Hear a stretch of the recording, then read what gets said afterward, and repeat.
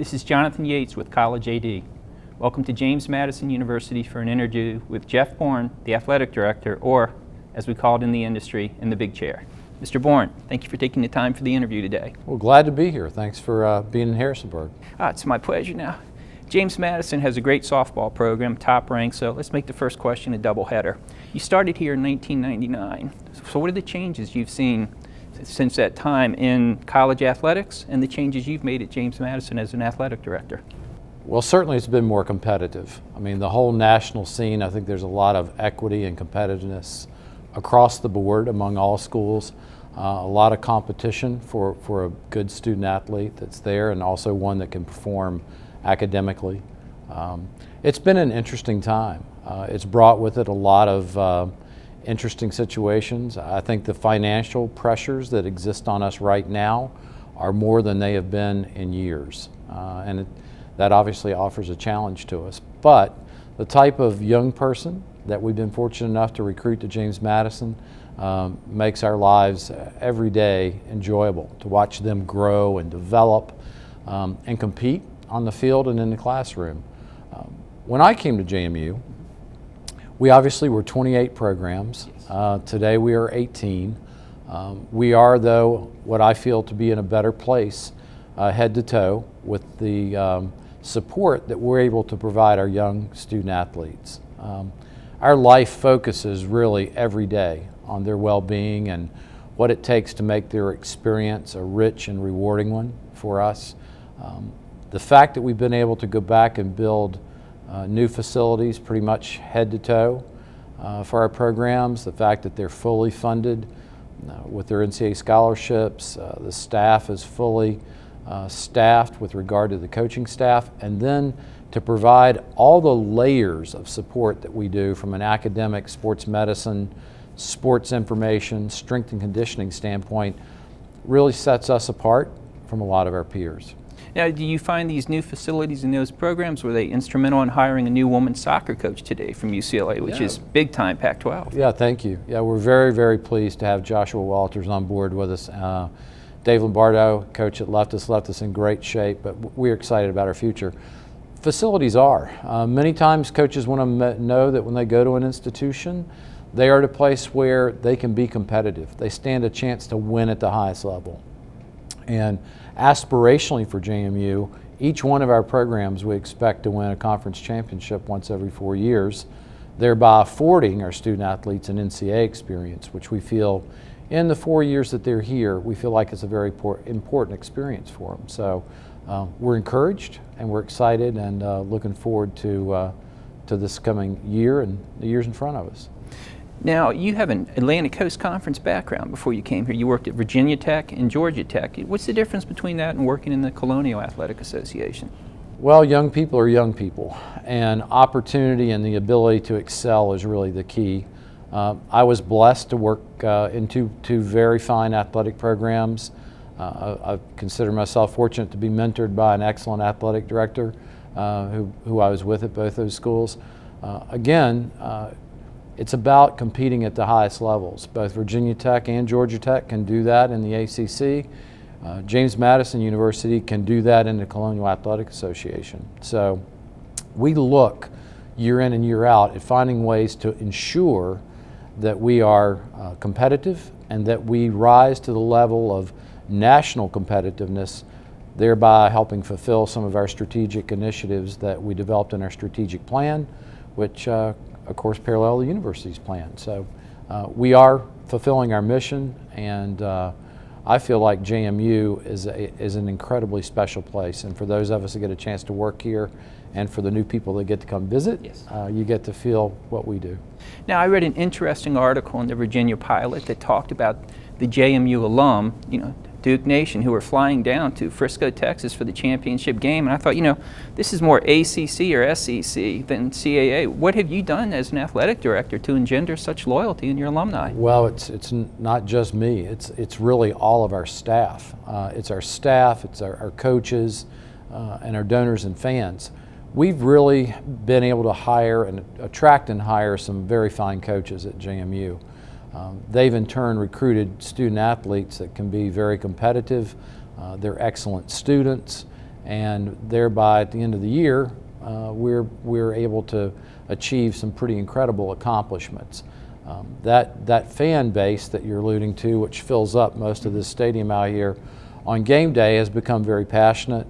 They love the program. They love what excitement it brings to them on a weekend and what a trip like that can mean. That is a very special venue. And to do it and be able to think you got to do it 2 years in a row is really special. Now, when you fly in the recruits and the coaches to Harrisonburg, do they have the same experience when they see the game day and the facilities that ESPN said that, you know, there was nothing like this? I think they do. There's something we talk about being in the program, and that is the JMU experience. What's it mean to be on campus? What's it feel like to be a student athlete here, or a general student for that matter?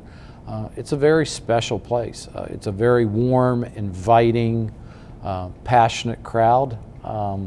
Students love their experience. We're blessed to be in one of the prettiest parts of the country that there is. And I think that the type of opportunity that they're afforded from coaching, support, the degree that they leave here with is just something very special. And the fact that they have the exposure to our alumni and our donors with regard to mentorship programs and internships, all those opportunities are rich, and they help add to the general student athlete experience. Now, speaking of flying, my cousin was a fighter pilot for the Air Force. He flew the Stealth for the 415th Tactical Squadron. His bandit handle was Jake the Snake, and the 415th was called the Night Stalkers. He said the best thing about being in the Air Force was when they built a base, they would put in the golf course first and then the new runways. What's the best thing about being an athletic director? You get a chance to really leave your mark on a program. I think for those of us that are here day in and day out, we do what we do because we want to see young kids graduate with a great experience. We want them to feel good about the institution. We want them to feel good about themselves and what they were able to achieve. And it's really, it's a pathway for the rest of their life. I mean, in a large degree, the experience they have here in 4 years determines their trajectory in a lot of ways for what they do in life, what value they are to their community, and what they can ultimately give back. Now, when I interviewed Heather Like, the athletic director at the University of Pittsburgh, she said what she liked most about being an athletic director was taking care of someone else's children, stepping in for 4 years and nurturing them and leading them. Do you enjoy that experience here? I love being around our young children in this program. You know, that you look at them and they come in and they look young at the time, but then when they graduate, they're strong young adults. There's a lot of beards out there now. There are. And having raised 2 sons, both of which went through JMU, I know personally what a special experience that is and the impact that it meant on my sons, as well as what it's meaning right now to our student athletes.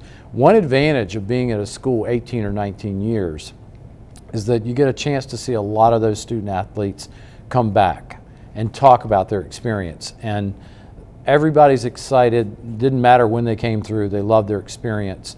We do hear a lot of them saying now, boy, I wish I could come through and had the advantage of these amenities that have been built up over the years. So it's good. Yeah, the facilities are beautiful here. Now, when the parents come and talk to you, you know, you read a lot of books now. There's one out called Indentured. Other people say that student athletes are exploited. You hear about the plantation. Do any parents ever express those concerns to you that their students are being indentured or exploited while they're here? No, they really don't. Most parents whose children come here have already had a chance to visit campus. They've had a chance to speak with other students. They may very well have either had a sibling that had gone through, or they may have had a friend or relative that had gone through. And we really enjoy a reputation where 97% of our students love their experience. That's unheard of. Normally most institutions, if they could get an 80% approval rating, would be just enamored and happy that that happened. And so what do you attribute such a high rating to? I think it's their experience head to toe. It really has to do with how they're treated as a student, both in the classroom and then in our case as student athletes. They have a chance to really achieve their goals. Team goals, when they're set, there's a strong chance that they will be achieved either in that season or a following season. and the types of experience that they have in terms of day in and day out, being around other student athletes and colleagues that really care about their well-being, not just talk about it, but really do mean that, I think goes a long way to speaking to why that approval rating is as high as it is. Now you have a number of athletes who are here working on their graduate degrees, such as Carden Johnson in football and on other teams. Do you think that's part of the Engage with Excellence program that you've instituted? Most definitely, most definitely. For every young person that comes through and aspires to have another degree, we want to help make that happen. Most of all, during their undergraduate experience, we want to put them in a position so that that can happen. In other words, their academic preparedness needs to be there, and we want to be able to fuel and help fuel that desire to learn.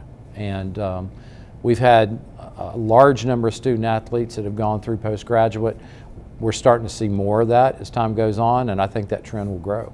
Now, I was at a Knight Commission event back in October, and Emmerich, the president of the NCAA, he said, we did research that shows that 75% of D1 basketball players think they're going to make the pros, 50% of D2, and 24% of D3 think they're making the NBA, when in reality, it's less than 1%.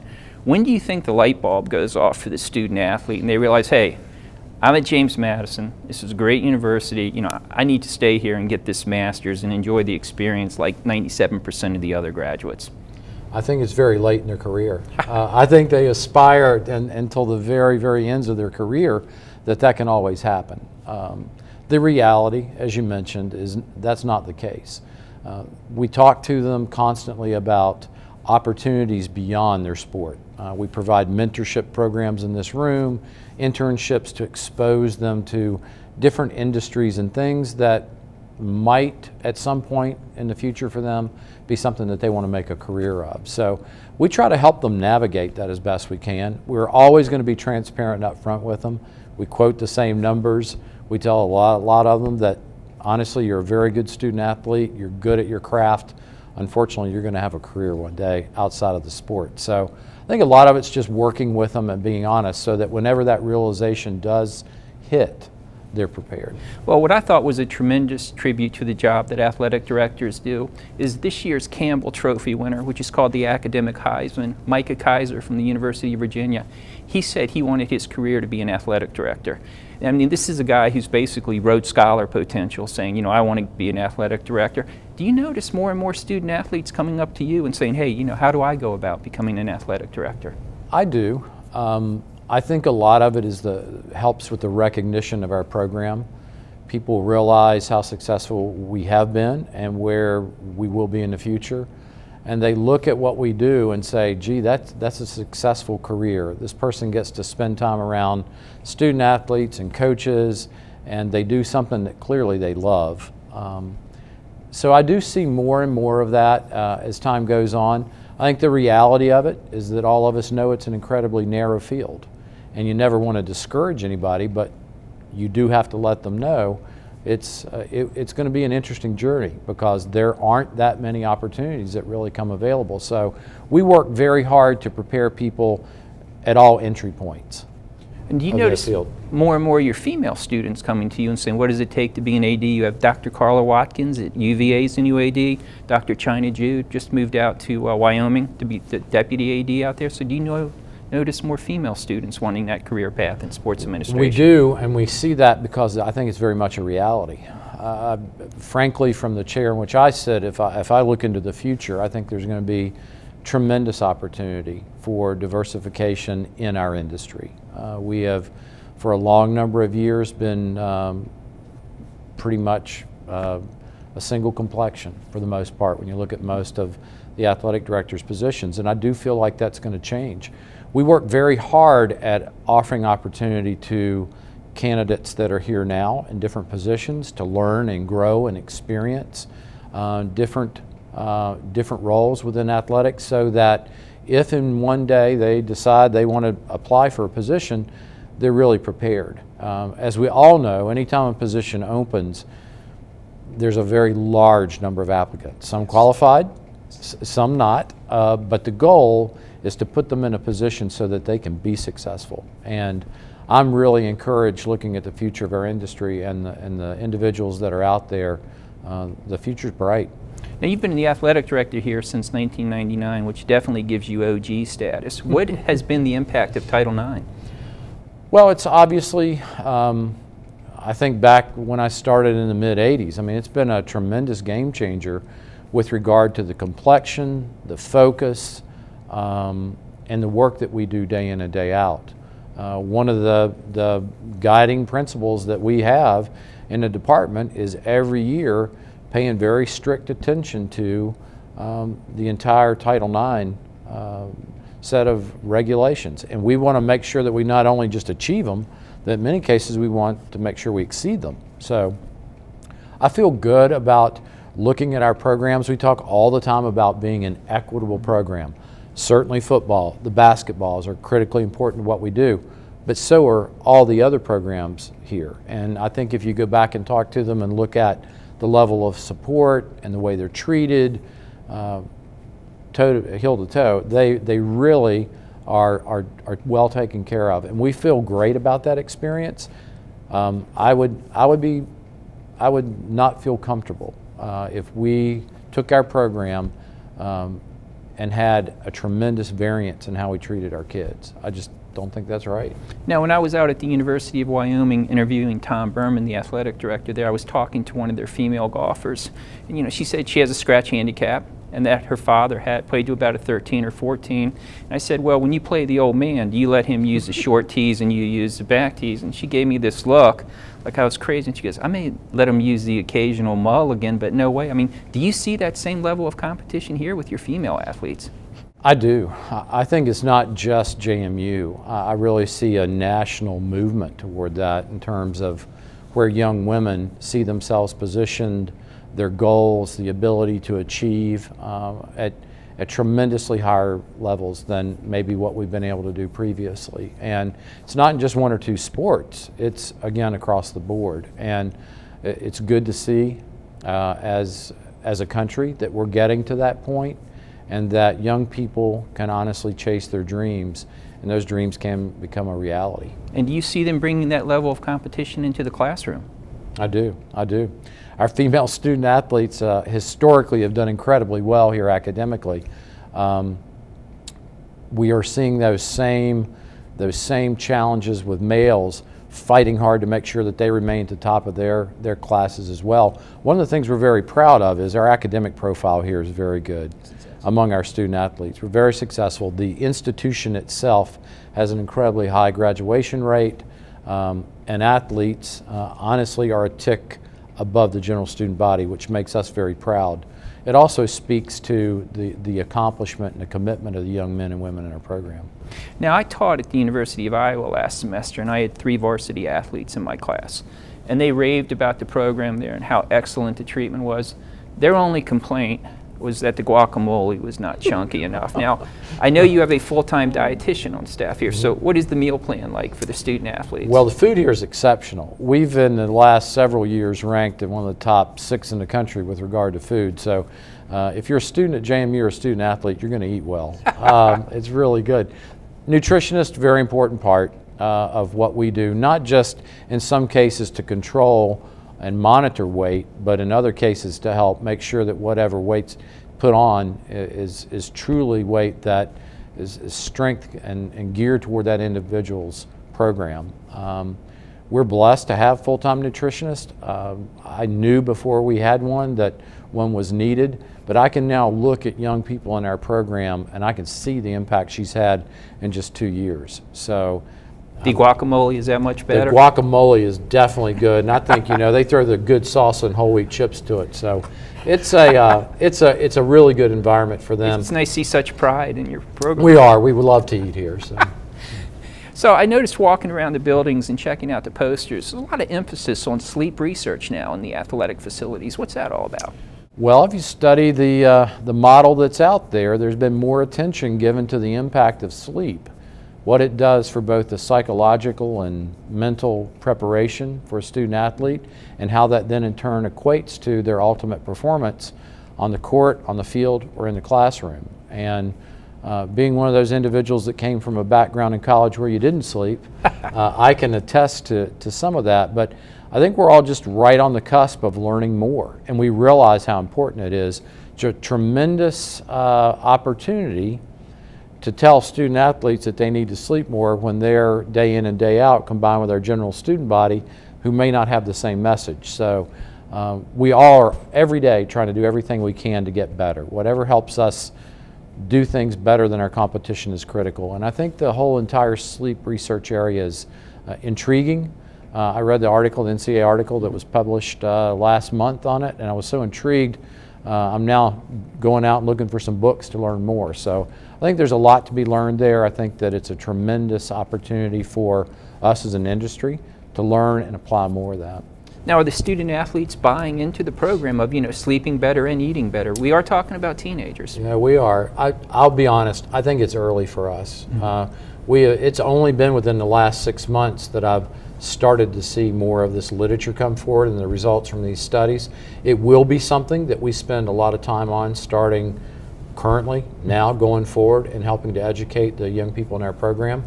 But it's only been the last several months, again, that I've even started to digest what that means. I know on a personal level, my wife and I have made a commitment to get more sleep. I certainly feel better. I hope that it ends up equating to those. Great. Yeah, thanks. Now, Lynn Elmore, who was an All-American basketball player at Maryland, played in the NBA, commentator for ESPN, he said today's college student athletes get extraordinary benefits. What are some of these benefits that you've seen evolve over time that were not around when you started off? Well, I think nutrition is one. I mean, there weren't nutritionists. There weren't people watching what you actually consumed every day. I think the whole level of support, academic support, tutors for any class that you might need them in, focused study, those types of opportunities didn't exist. I know they didn't exist when I was a young student, and we didn't have them when I first came here. The level of technical expertise in the area of sports medicine, injury prevention or injury wellness, strength and conditioning, and then on the other side, looking at everything that we do with regard to broadening a student athlete's exposure. We have a leadership development program that we started here 2 years ago I'm very proud of, and it goes one more level beyond the general education of a student athlete to help them develop into leaders of tomorrow, giving them unique experiences that the average student may not have. So those were all things that we may have dreamt of at one time, but we're now starting to see them become a reality. And I think those are the things that set your program apart. They're another element that help your student athletes feel good about being at JMU. Now, the University of Wyoming, along the trend of the benefits, they just did a study that showed that their players benefit from $46 million in branding during the football season. Can you think of other ways your student athletes benefit here that is not just, the hard dollar tuition, room, and board, but, the access to coaching, the access to a nutritionist, the access to the tutoring they have? Well, we talk about an individual growing not just as an athlete, not just as a student. How do they grow socially when they're here? Because those social skills that they develop, nurture and develop here are going to be key elements for them when they graduate and move into society and then start their careers in a likely other field. So how do we prepare them to end up being leaders for tomorrow, people that in their community are looked up to and revered because of their perspective, their judgment, and the decisions that they make? Those are all things that fall outside the realm of the athletic experience that I think when you look at it, it's truly what makes an individual who they are for a lifetime. And that element for us is a significant focus. Now, in terms of your career, Napoleon said that the best company commanders, which have about 100 soldiers, make the worst battalion commanders, which have about 1,000 soldiers. What leadership skills have you learned as you've moved up the ranks of college sports administration that are different from when you were starting off at Tech and Georgia Tech? Delegation. Delegation was a large element of it. When I moved from an associate's role to an athletic director's role, I still wanted to do everything and have my hand in everything. And you cannot do that. This program has grown volume-wise tremendously since I came here with the number of staff we have. The other element is making sure that you're hiring individuals that are the most qualified that you can find. Our staff are much more knowledgeable in areas than I would ever think to be. Has there been a time in your staff you've delegated and they did something you thought, boy, I sure am glad I had him do that rather than me do that, because I could have never pulled this off? I think that happens every day. I think it happens every day, and you know, I've gotten really spoiled in some areas because our staff has gotten so good that I think they can interpret what I'm going to say before I say it. They can write it before I say it. So I'm interviewing the wrong person? No, I think, yeah. It's the good part about it is that we're all on the same page. I think we all mutually understand our mission, our vision, and what we're doing. We've done a good job to communicate that. We work together. We communicate well. That part says a lot, because I often say we're all ambassadors for the program. Every single employee, no matter where you find yourself in the organization, because somebody's going to come up to you at some point in time and ask you a question about something, and we want every one of our staff to be well versed and to be able to articulate what that is. And when you mentioned being on the same page, I like to read a lot, and in this book I read about a detective, he said you need 3 pieces of evidence to solve a crime, maybe 2. Number 1 piece, you're not going to do it. What 3 things do you look for when you hire? I think in every position we find out as much as we can about a candidate to determine their integrity. Are they trustworthy? Because it really goes back to that. If you don't have that, then it doesn't matter how good they are in any one area. So those 2 to me fall almost as one category. Education and technical competence to do your job is another. You have to be at the very, very top of what we consider your industry or your field to get hired here. And then the last is probably a deep passion for the student athlete and what they do. We have many people that we hire that have never been student athletes, not been around it. Our goal is, can you understand? Can you learn? And what we look for are lifelong learners, individuals that want to come into the program, do a wonderful job, and every day come with a yearning desire to do something new, do something better than you did it the day before. And we do that whether that's a coach, whether it's a staff member, or even whether we take a student assistant on to work. I look for those categories in every one of them. And so how do you gauge the passion? What questions do you ask? What do you look for in a candidate? Most of the time you can tell. You don't have to say much. You will pick that up through the conversation. Most people, if we consider ourselves a very collaborative campus. We're good communicators. I think that's symbolic of our student body.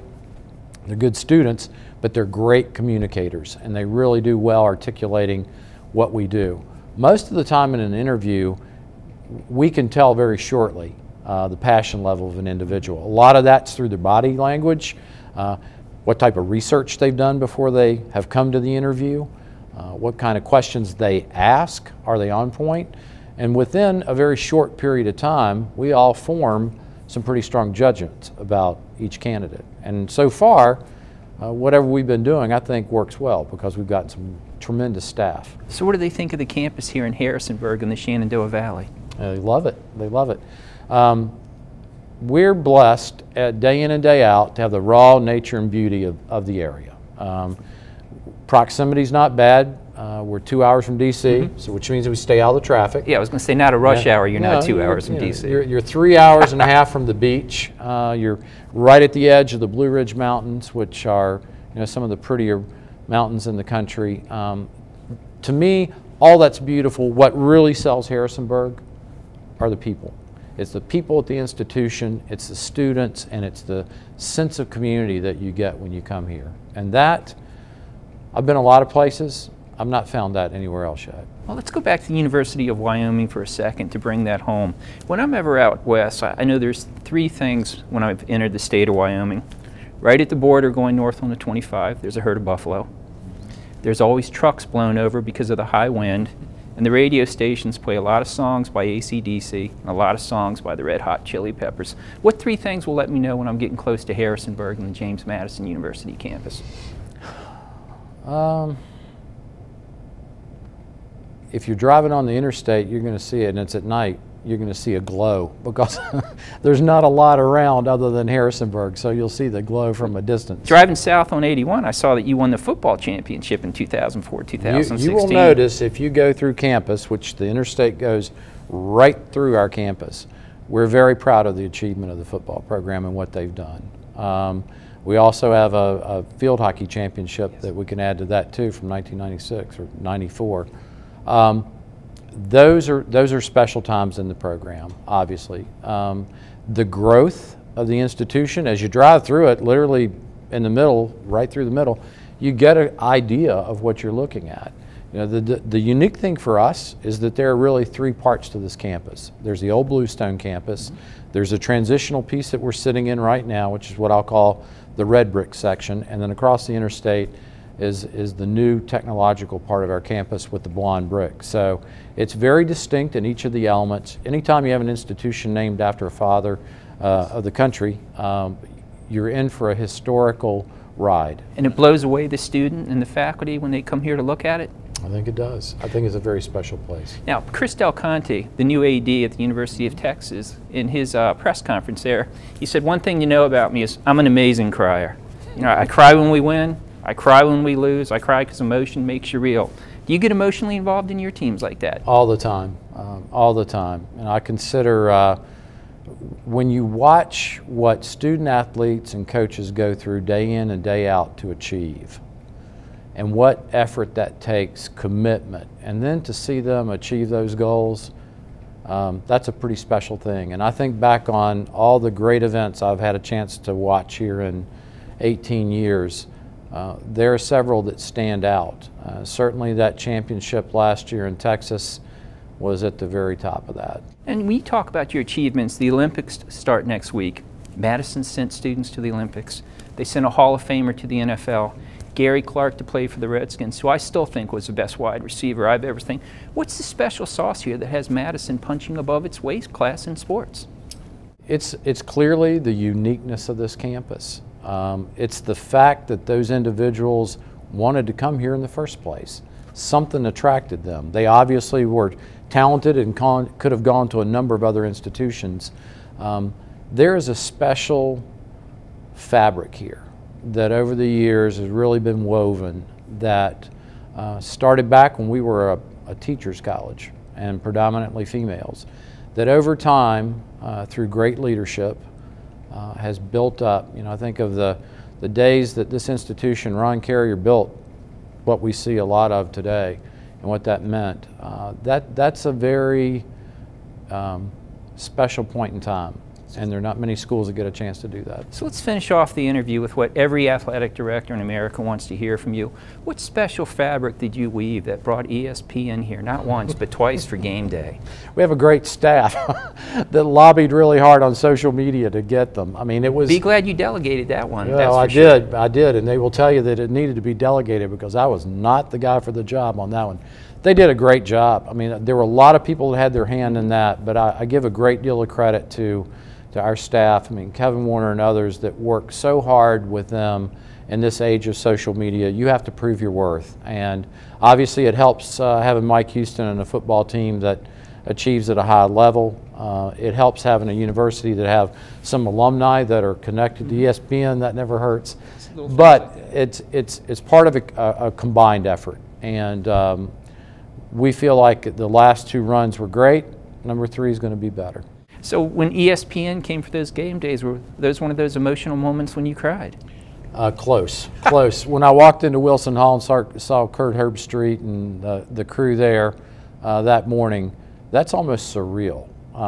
Again, having been here 18 years, knowing what this facility looked like before any of this was ever built, where our program was, and to think one day that I'd walk into a room and they'd be on our college campus, wasn't one of those things I would have expected. So when they come down for the third day, can College AD get that media pass? I think you need to come on in and join us. We look forward to it. Love to have you. Thanks us. so much. It's been a pleasure. It's Jonathan Yates from Harrisonburg, Virginia. College AD has left the building.